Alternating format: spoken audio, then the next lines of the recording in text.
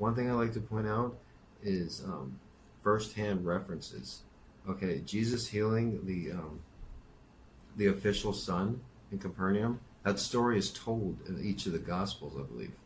Um, the thing is about Christ, Christ existed. He was a man that existed. That is a fact. You can have any religion you want, but Christ did exist. There's more firsthand accounts of him being alive and talking to people of all around the world of anybody else. So if anybody tells you that Jesus Christ didn't existed, with that logic, they would also have to say that Genghis Khan didn't exist, and Alexander the Great didn't exist, and Cleopatra didn't exist, and Caesar didn't exist, and Socrates didn't exist, and Plato, none of them existed, because only a few first-hand references were written about them. But Christ had like dozens and dozens and dozens of first-hand references written about him, spread all around the area. So if anybody ever tells you that Christ didn't exist, that's equivalent to saying the moon landing was a hoax, you know? It's like there's no logic or no science behind it.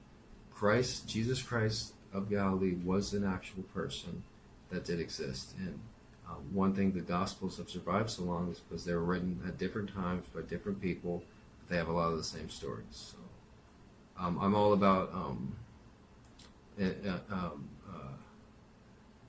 empirical evidence, analytical evidence, and objectivity. So when you talk about Jesus Christ in the Bible, it's the most important book, and he's the most important person that ever existed. And that's an objective fact that you can't argue with, that you cannot argue with.